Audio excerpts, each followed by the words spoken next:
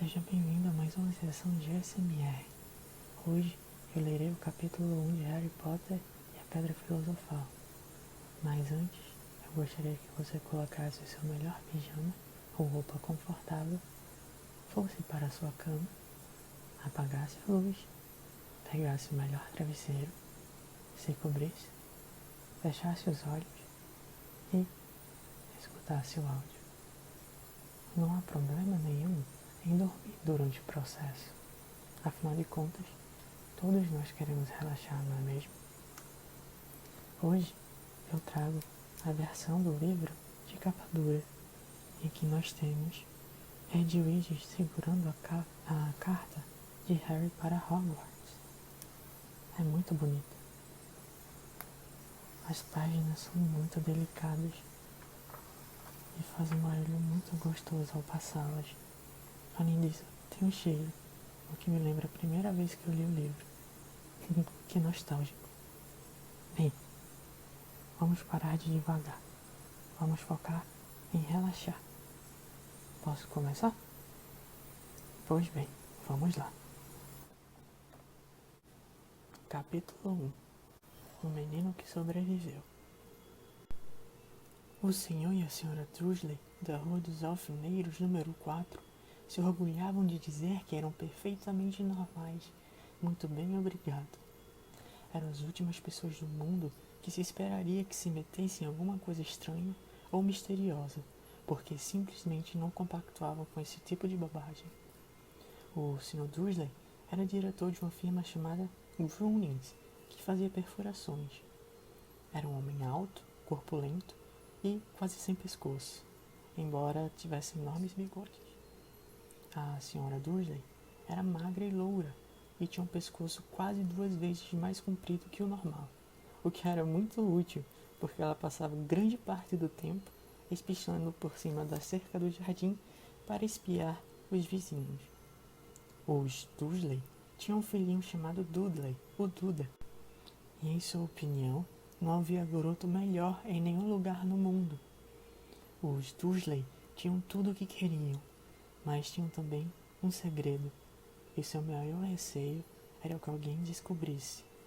Achavam que não iriam aguentar se alguém descobrisse a existência dos Potter. A senhora Potter era irmã da senhora Dursley, mas não se viam há muitos anos.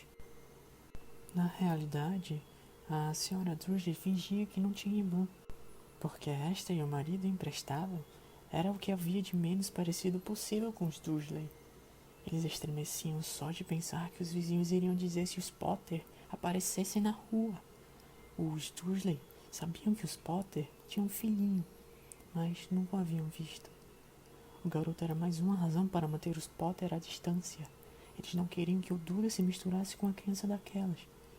Quando o senhor e a senhora Dursley acordaram na terça-feira monótona e cinzenta em que nossa história começa, não havia nada no céu nublado lá fora sugerindo as coisas estranhas e misteriosas que não tardariam a acontecer por todo o país. O senhor Dursley cantarolava ao escolher a gravata mais sem graça do mundo para ir trabalhar, e a senhora Dursley fofocava alegremente enquanto lutava para encaixar um Duda aos berros na cadeirinha alta. Nenhum deles notou na coruja parda que passou, batendo as asas pela janela.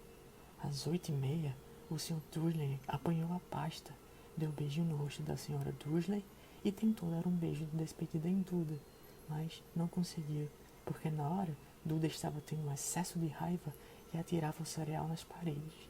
"Pestinha!" disse rindo com o contrafeito o Sr. Dursley ao sair de casa. Entrou no carro e deu marcha ré para sair do estacionamento do número 4. Foi na esquina da rua que ele notou o primeiro indício de que algo estranho ocorria. Um gato lia um mapa. Por um instante, o Sr. Dursley não percebeu o que vira. Em seguida, virou rapidamente a cabeça para dar uma olhada. Havia um gato de listras amarelas sentado na esquina da Rua dos Alfineiros, mas não havia nenhum mapa à vista. Em que estaria pensando naquela hora? Deveria ter sido um efeito da luz. Ele piscou e arregalou os olhos para o gato. O gato o encarou. Enquanto virava a esquina e subia a rua, espiou o gato pelo espelho do retrovisor. E agora estava lendo a placa que dizia Rua dos Alfeneiros. Não, estava olhando a placa. Gatos não podiam ler mapas nem placas. O Sr. Dursley sacudiu a cabeça e tirou o gato do pensamento. Durante o caminho para a cidade, ele não pensou em mais nada, exceto no grande pedido de brocas que tinha esperança de receber naquele dia. Mas, ao sair da cidade, as brocas foram varridas da sua cabeça por outra coisa. Ao parar no costumeiro engarrafamento matinal, não pôde deixar de notar que havia uma quantidade de gente estranhamente vestida andando pelas ruas. Gente com capas largas. O Sr. Dursley não tolerava gente que andava com roupas ridículas. Os trapos que se viam nos jovens, imaginou que aquilo fosse uma nova moda idiota. Tambarilou os dedos no volante e seu olhar recaiu em um grupinho de excêntricos parados bem perto dele. Cochichavam excitados. O Sr. Dursley se irritou ao ver que alguns deles não eram jovens. Ora, aquele homem devia ser um velho mais velho do que ele e usava uma capa verde esmeralda. Que petulância! Mas então ocorreu ao Sr. Dursley que se tratava provavelmente de alguma promoção boba. Essas pessoas estavam, obviamente, arrecadando alguma coisa. Devia ser isto. O tráfego avançou e alguns minutos depois o Sr. Dursley chegou ao estacionamento da Grunge, com o pensamento de volta às brocas. O Sr. Dursley sempre sentava de costas para a janela do seu escritório no nono andar. Se não o fizesse, talvez tivesse achado mais fácil se concentrar em brocas aquela manhã. Ele não viu as corujas que voavam velozes em plena luz do dia, embora as pessoas na rua as vissem. Elas apontavam e se espantavam enquanto coruja atrás de coruja passavam no alto. A maioria jamais viram a coruja mesmo à noite. O Sr. Dursley, porém, teve uma manhã perfeitamente normal sem corujas. Gritou com 5 pessoas diferentes, deu vários telefonemas importantes e gritou mais um pouco. Estava de excelente humor até a hora do almoço, quando pensou em esticar as pernas e atravessar a rua para comprar um pãozinho doce na padaria de fronte. Esquecera completamente as pessoas de capas até passar por um grupo delas próximo à padaria. Olhou-as com raiva ao passar. Não sabia por quê, mas elas o deixavam nervoso. Essas cochichavam agitadas também, mas ele não ouviu nenhuma latinha de coleta. Foi ao passar por elas na volta, levando uma grande rosca açucarada em um saco, que entreouviu algumas palavras do que dizia. Os Potter, é verdade, foi o que eu ouvi. O filho deles, Harry. O Sr. Dursley parou de repente. O medo invadiu-o. Virou a cabeça para olhar as pessoas que cochichavam como se quisesse dizer alguma coisa, mas pensou melhor. Atravessou a rua depressa, correu para o escritório, disse rispidamente à secretária que não incomodasse, agarrou o telefone e quase temerara de discar o número de casa quando mudou de ideia. Pôs o fone no gancho e alisou os bigodes pensando. Não, estava agindo como idiota. Potter não era um nome fora do comum assim. Tinha certeza de que havia muita gente chamada Potter, com um filho chamado Harry. Pensando bem, nem sequer tinha certeza de que o sobrinho tivesse o nome de Harry. Jamais vira um menino. Talvez fosse Ernesto ou Eduardo. Não tinha sentido preocupar a Sra. Dursley. Ela sempre ficava tão perturbada à simples menção da irmã. Não a culpava se ele tivesse uma irmã como aquela, mas, mesmo assim, aquelas pessoas de capas... Achou bem difícil se concentrar nas brocas aquela tarde, e, quando deixou o edifício às 5 horas, continuava tão preocupado que deu um encontrão com alguém parado ali na porta. Desculpe, murmurou quando o velho cambaleou e quase caiu. Levou alguns segundos até o Sr. Dursley perceber que o homem estava usando uma capa roxa. Não parecia nada aborrecido por ter sido quase jogado ao chão. Ao contrário, seu rosto se abriu em um largo sorriso e ele disse numa voz esganiçada que fez os passantes olharem. Não precisa pedir desculpas, caro senhor, porque nada poderia me aborrecer hoje. Alegre-se, porque você sabe quem finalmente foi embora. Até trouxas como o senhor deviam estar comemorando um dia tão feliz. E o velho abraçou o Sr. Dursley pela cintura e se afastou. O Sr. Dursley ficou pregado no chão. Fora abraçado por um completo estranho. E também achava que fora chamado de trouxa, o que quer que isso quisesse dizer. Estava abalado. Correu para o carro e partiu para casa, esperando que estivesse imaginando coisas que nunca esperara que fizesse, porque não aprovava a imaginação.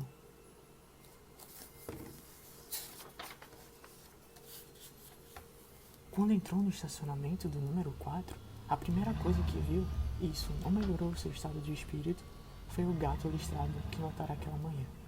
Agora ele estava sentado no muro do jardim. Tinha certeza de que era o mesmo. As marcas em volta dos olhos eram as mesmas. Chispa! Disse o Sr. Dursley em voz alta. O gato não se mexeu. Apenas lançou-lhe um olhar severo. Será que isto era um comportamento normal para um gato? Pensou o Sr. Dursley. Continuava decidido a não comentar nada com a esposa. A Sra. Dursley tivera um dia normal e agradável. Contou-lhe durante o jantar os problemas da senhora do lado com a filha e, ainda que o Duda aprendera uma palavra nova, nunca. O Sr. Dursley tentou agir normalmente. Depois que Duda foi se deitar, ele chegou à sala em tempo de ouvir o último noticiário noturno. E, por último, os observadores de pássaro em toda parte registraram que corujas do país se comportaram de forma muito estranha hoje. Embora eles normalmente caçem à noite e raramente apareçam à luz do dia, centenas desses pássaros foram vistos hoje, voando em todas as direções desde o alvorecer. Os especialistas não sabem explicar porque as corujas de repente mudaram seu padrão de sono. O locutor se permitiu um sorriso. Muito misterioso. E agora, com Jorge Mendes, o nosso boletim meteorológico. Vai haver mais tempestades de corujas hoje à noite, Jorge? Bom, Eduardo, disse o meteorologista. Eu não sei lhe dizer, mas não foram só as corujas que se comportaram de modo estranho hoje. Ouvintes de todo o país têm telefonado para reclamar que, em vez de aguaceiro que prometi para ontem, eles têm visto chuvas de estrelas. Talvez alguém ande festejando a noite das fogueiras em uma semana mais cedo este ano. Mas posso prometer para hoje uma noite chuvosa. O Sr. Dursley ficou paralisado na poltrona. Estrelas cadentes em todo o país, corujas voando durante o dia, gente misteriosa usando capas por todo lado e um cochicho a respeito dos Potter. A Sra. Dursley entrou na sala trazendo 2 xícaras de chá. Não adiantava, teria que lhe dizer alguma coisa. Pigarreou nervoso. Petúnia, querida, você não tem tido notícias de sua irmã ultimamente? Conforme esperava, a Sra. Dursley pareceu chocada e aborrecida. Afinal, normalmente fingiam que ela não tinha uma irmã. Não, respondeu ela seca. Por quê? Uma notícia engraçada, murmurou o Sr. Dursley. Corujas, estrelas cadentes e vi uma porção de gente de aparência estranha na cidade hoje. E daí? Cortou a Sra. Dursley. Bem, pensei, talvez tivesse alguma ligação com, sabe, o pessoal dela. A Sra. Dursley babericou o chá com os lábios contraídos. O Sr. Dursley ficou em dúvida se teria coragem de lhe contar que ouvira o nome Potter. Decidiu que não. Em vez disso, falou com a voz mais displicente que pôde. O filho deles teria mais ou menos a idade do Duda agora, não? Suponho que sim, respondeu a Sra. Dursley ainda mais seca. Como é mesmo o nome dele? Ernesto, não é? Harry. Um nome feio e vulgar, se quer minha opinião. Ah, é, disse o Sr. Dursley, sentindo um aperto horrível no coração. Concordo com você. Não disse mais nenhuma palavra sobre o assunto a caminho do quarto, onde foram se deitar. Enquanto a Sra. Dursley estava no banheiro, o Sr. Dursley foi devagarinho até a janela e espiou o jardim da casa. O gato continuava lá. Observava o começo da Rua dos Alfineiros como se esperasse alguma coisa. Estaria imaginando coisas? Será que tudo isso teria ligação com os Potter? Se tinha, se transparecesse que eram aparentados com um casal de... Bem, ele achava que não aguentaria. Os Dursley se deitaram. A Sra. Dursley adormeceu logo, mas o Sr. Dursley continuou acordado, pensando no que acontecera. Seu último consolo antes de adormecer foi pensar que mesmo que os Potters estivessem envolvidos, não havia razão para se aproximarem dele e da Sra. Dursley. Os Potters sabiam muito bem o que pensavam deles e de gente de sua laia. Não via como ele e Petúnia poderiam se envolver com nada que estivesse acontecendo. O Sr. Dursley bocejou e se virou. Isso não poderia afetá-los. Como estava enganado. O Sr. Dursley talvez estivesse mergulhando em um sono inquieto, mas o gato no muro lá fora não mostrava sinais de sono. Continuava sentado imóvel como uma estátua, os olhos fixos na esquina mais distante da Rua dos Alfeneiros. E nem mesmo sequer estremeceu quando a porta de carro bateu na rua seguinte, nem mesmo quando duas corujas mergulharam do alto. Na verdade, era quase meia-noite quando o gato se mexeu. Um homem apareceu na esquina que o gato estivera vigiando. Apareceu tão súbita e silenciosamente que se poderia pensar que tivesse saído do chão. O rabo do gato mexeu ligeiramente e seus olhos se estreitaram. Ninguém jamais vislumbrara nada parecido com que este homem na Rua dos Alfeneiros. Era alto, magro e muito velho, a julgar pelo penteado de seus cabelos e de sua barba, suficientemente longos para prender no cinto. Usava vestes longas, uma capa púrpura que arrastava pelo chão e botas com salto altos e fivelas. Seus olhos azuis eram claros, luminosos e cintilantes por trás dos óculos em meia-lua e o nariz muito comprido e torto, como se estivesse quebrado pelo menos 2 vezes. O nome dele era Alvo Dumbledore. Alvo Dumbledore não parecia ter consciência de que acabara de pisar numa rua onde tudo, desde o seu nome e as suas botas, era mal visto. Estava ocupado apalpando a capa, procurando alguma coisa, mas parecia ter consciência de que estava sendo vigiado, porque ergueu a cabeça e de repente para o gato, que continuava fitado de outra ponta da rua. Por algum motivo, a visão do gato pareceu diverti-lo. Deu uma risadinha e murmurou: "Eu devia ter imaginado." Encontrou o que procurava no bolso interior da capa. Parecia ser um isqueiro de prata. Abriu, ergueu-o no ar e acendeu. O lampião da rua mais próxima apagou-se com um estalido seco. Ele o acendeu de novo. O lampião seguinte piscou e apagou. 12 vezes ele acionou o apagueiro até que as únicas luzes acesas na rua toda eram 2 pontinhos minúsculos ao longe, os olhos do gato que o vigiava. Se alguém espiasse pela janela agora, até a Sra. Dursley, de olhos de contas, não conseguiria ver nada que estava acontecendo na calçada. Dumbledore tornou a guardar o apagueiro na capa e saiu caminhando pela rua em direção ao número 4, onde se sentou no muro ao lado do gato. Não olhou para o bicho, mas, passado algum tempo, dirigiu-se a ele. "Imaginei encontrar a senhora aqui, professora Minerva McGonagall." E virou para sorrir para o gato. Em vez dele, viu-se sorrindo para uma mulher de aspecto severo que usava óculos de lentes quadradas exatamente do formato das marcas que o gato tinha em volta dos olhos. Ela, também, usava uma capa esmeralda. Trazia os cabelos negros presos num coque apertado e parecia decididamente irritada. "Como soube que era eu?" perguntou. "Minha cara professora, nunca vi um gato se sentar tão duro." "O senhor estaria duro se estivesse passado o dia todo sentado em um muro de pedra," respondeu a professora Minerva. "O dia todo? Quando poderia estar comemorando? Devo ter passado por mais de 10 festas e banquetes a caminho daqui." A professora fugou aborrecida. "Ah, sim, vi que todos estão comemorando," disse impaciente. "Era de se esperar que fossem um pouco mais cautelosos, mas não, até os trouxas notaram que alguma coisa estava acontecendo. Deu no telejornal," ela indicou com a cabeça as salas escuras dos Dursley. "Eu ouvi bandos de corujas, estrelas cadentes. Ora, eles não são completamente idiotas. Não podiam deixar de notar alguma coisa. Estrelas cadentes em quente. Aposto que foi coisa de Daddle Diggle. Ele nunca teve muito juízo." "Você não pode culpá-los," ponderou Dumbledore educadamente. "Temos tido muito pouco o que comemorar nos últimos 11 anos. "Sei disso," retrucou a professora mal-humorada, "mas não é razão para perdermos a cabeça. As pessoas estão sendo completamente descuidadas. Saem às ruas em plena luz do dia, sem nem ao menos vestir roupas de trouxa, e espalham boatos." Diz Gale lançou um olhar atento para Dumbledore, como se esperasse que ele dissesse alguma coisa, mas ele continuou calado. Por isso ela recomeçou. Ia ser uma graça se, no próprio dia em que você sabe quem parece ter finalmente ido embora, os trouxas descobrissem a nossa existência. Suponho que ele realmente tenha ido embora, não é, Dumbledore? Parece que não há dúvida, temos muito o que agradecer. Aceita um sorvete de limão?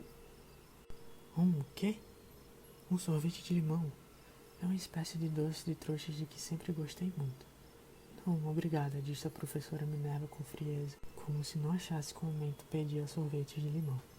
Mesmo que você saiba quem tenha ido embora.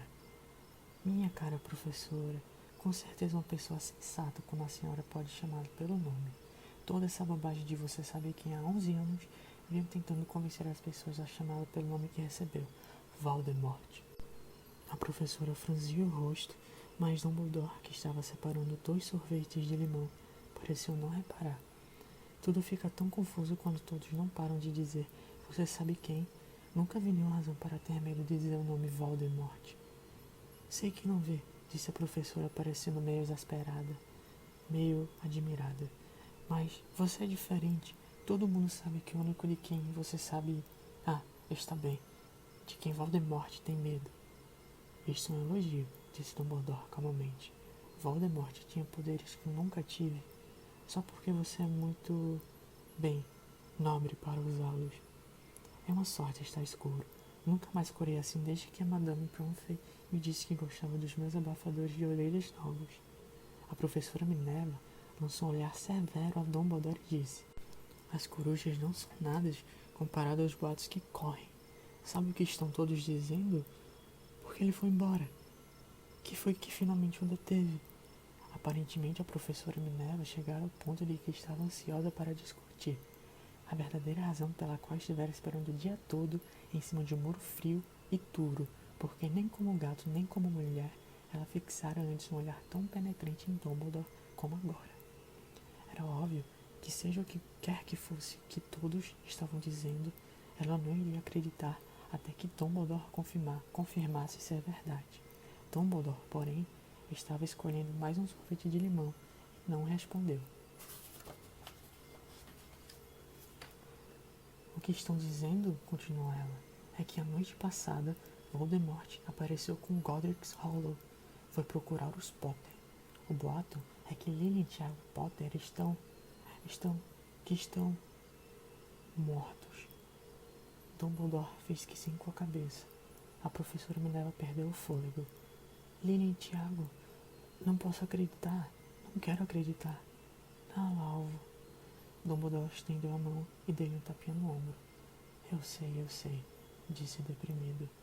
A voz da professora Minerva tremeu ao prosseguir. E não é só isso. Estão dizendo que ele tentou matar o filho dos Potter, Harry. Mas não conseguiu. Não conseguiu matar o garotinho. Ninguém sabe porquê nem como, mas estão dizendo que na hora em que não pôde matar o Harry Potter, por alguma razão, o poder de Voldemort desapareceu. E é por isso que ele foi embora. Dumbledore concordou com a cabeça. Sério. É verdade? Gaguejou a professora. Depois de tudo que ele fez, todas as pessoas que ele matou, não conseguiu matar um garotinho. É simplesmente espantoso. De tudo que poderia detê-lo, mas, por Deus, como foi que Harry sobreviveu? Só podemos imaginar, disse Dumbledore. Talvez nunca cheguemos a saber. A professora Minerva pegou um lenço de renda e secou com delicadeza os olhos por baixo das lentes dos óculos. Dumbledore deu uma grande fungada ao mesmo tempo que tirava o relógio de ouro do bolso e o examinava. Era um relógio muito estranho. Tinha 12 ponteiros, mas nenhum número. Em vez deles, pequenos planetas giravam à volta. Mas devia fazer sentido para Dumbledore, porque ele o repôs no bolso e disse: Hagrid está atrasado. A propósito, foi ele que disse que eu estaria aqui, suponho. Foi, e suponho que você não vai me dizer por que está aqui e não em outro lugar. Vim trazer Harry para o tio e a tia. Eles são a única família que lhe resta. Você não quer dizer, você não pode estar se referindo às pessoas que moram aqui, exclamou a professora Minerva, pulando de pé e apontando para o número 4. Dumbledore, você não pode. Estive observando a família o dia todo. Você não poderia encontrar duas pessoas menos parecidas conosco. E tem um filho. Viu olhando os chutes da mãe até a rua, berrando porque queria balas. Harry Potter vai vir morar aqui. É o melhor lugar para ele, disse Dumbledore com firmeza. Os tios poderão lhe explicar tudo quando ele for mais velho. Escrevi-lhes uma carta. Uma carta? Repetiu a professora com voz fraca, sentando-se novamente no muro. Francamente, Dumbledore, você acha que pode explicar tudo isso em uma carta? Essas pessoas jamais vão entendê-lo. Ele vai ser famoso, uma lenda. Eu não me surpreenderia se o dia que hoje ficasse conhecido como o futuro do dia de Harry Potter. Vou escrever livros sobre Harry. Todas as crianças do nosso mundo vão conhecer o nome dele. Exatamente, disse Dumbledore, olhando muito sério por cima dos óculos de meia-lua. Isto seria o bastante para virar a cabeça de qualquer menino. Famoso antes mesmo de saber de andar e falar. Famoso por alguma coisa que ele nem vai se lembrar. Você não se vê que ele estará muito melhor se crescer longe de tudo isso até que tenha a capacidade de compreender? A professora abriu a boca, mudou de ideia, engoliu em seco e então disse: você está certo, é claro. Mas como é que um garoto vai chegar aqui, Dumbledore?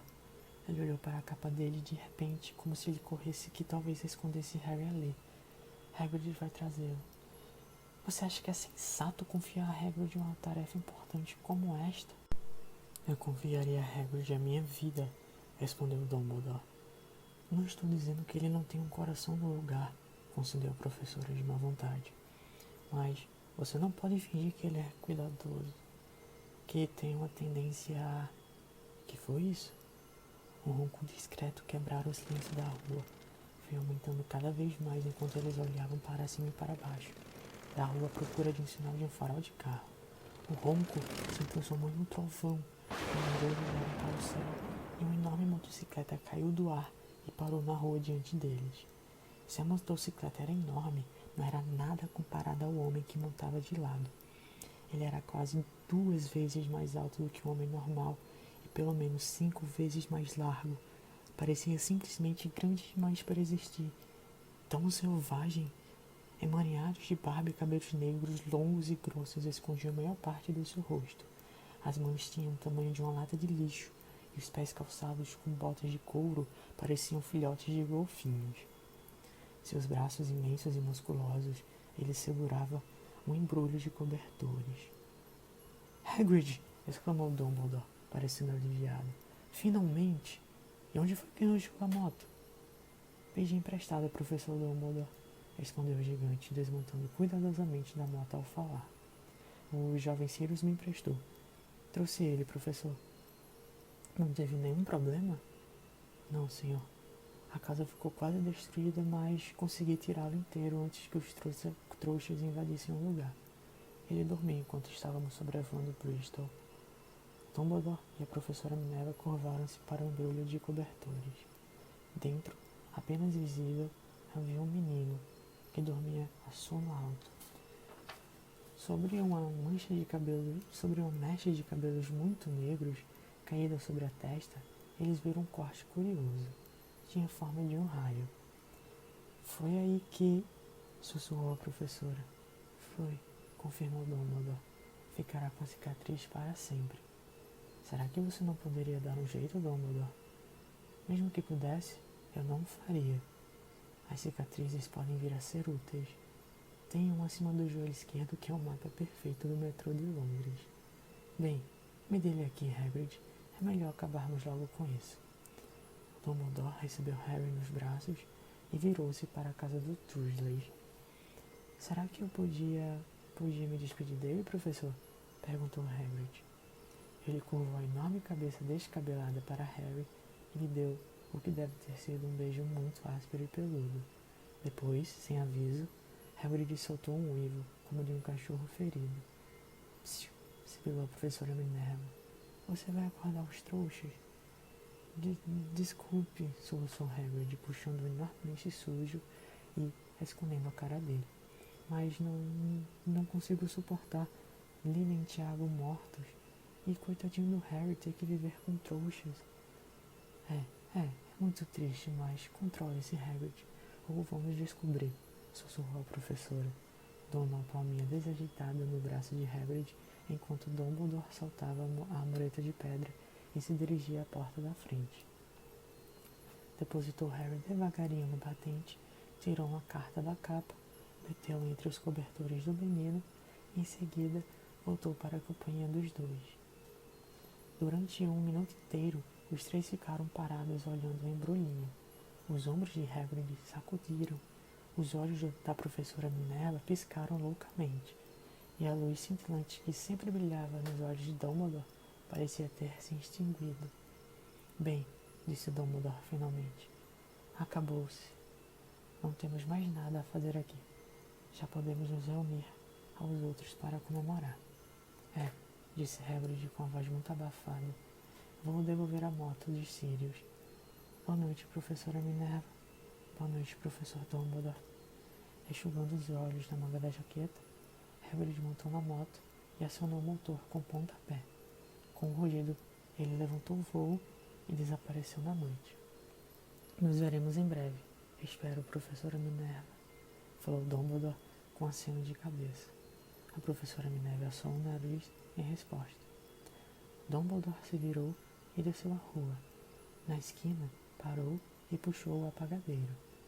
Deu um clique e 2 esferas de luz voltaram aos lampiões, de modo que a luz dos alfineiros de repente iluminou-se com a claridade laranja e ele divisou o gato listrado se esquivando pela outra ponta da rua. Mal dava para enxergar o embrulhinho de cobertores no batente do número 4. Boa sorte, Harry, murmurou ele. Girou nos calcanhares e, com um movimento da capa, desapareceu. Uma brisa arrepiou as cercas bem cuidadas da Rua dos Alfineiros, silenciosas e quietas sobre o negror do céu, o último lugar do mundo em que alguém esperaria que acontecessem coisas espantosas. Harry Potter virou-se dentro dos cobertores sem acordar. Sua mãozinha agarrou a carta ao lado, mas ele continuou a dormir, sem saber que era especial, sem saber que era famoso, sem saber que iria acordar dentro de poucas horas com o grito da Sra. Dursley ao abrir a porta da frente para pôr as garrafas de leite ao lado de fora, nem que passaria as próximas semanas levando cutucadas e beliscões do primo Duda. Ele não podia saber que, neste mesmo instante, havia pessoas se reunindo em segredo em todo o país que erguiam os copos e diziam com vozes abafadas: A Harry Potter, o menino que sobreviveu.